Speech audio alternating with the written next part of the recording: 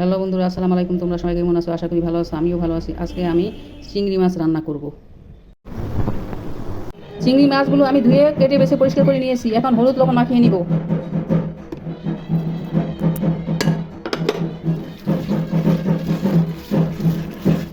তেল গরম হয়ে গেছে, এখন চিংড়ি মাছগুলো ভেজে নিব।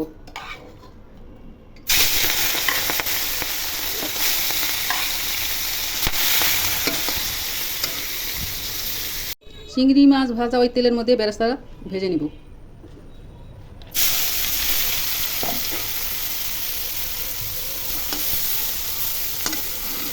বেরেস্তা করা ওই তেলের মধ্যে আদা রসুন দিয়ে ভেজে নিব।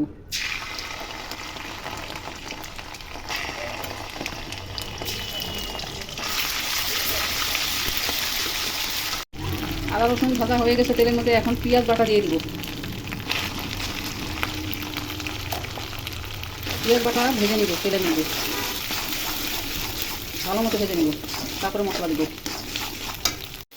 পেঁয়াজ আর আদা রসুন ভাজা হয়ে গেছে, এখন হলুদ, মরিচ, ধনিয়া, লবণ, জিরা একসাথে দিয়ে দিব।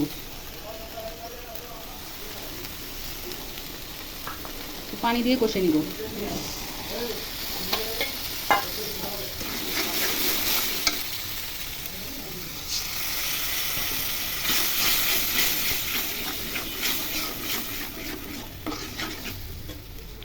মশলা ভাজা ভাজা হয়ে গেছে, এখন চিংড়ি মাছগুলো দিয়ে কষিয়ে নেব, হালকা করে কষিয়ে নেব।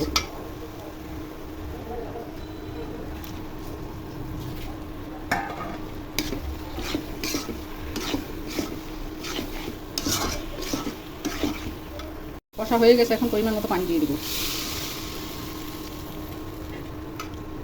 নেড়ে চেড়ে ঢেকে দেবো। এই সময়তে তরকারিতে বেরেস্তার কুচি দিয়ে দিব। তরকারিতে বেরেস্তার কুচি ছড়িয়ে দিব।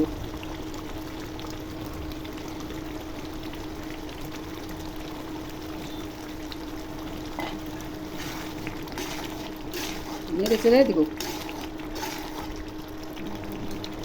এখন উপর দিয়ে কয়টা কাঁচামরিচ ছড়িয়ে দিব। চিংড়ি মাছের দো পেঁয়াজা হয়ে গেছে, আর একটু 5 মিনিটের মতো ভাজা ভাজা করে নামিয়ে নেব।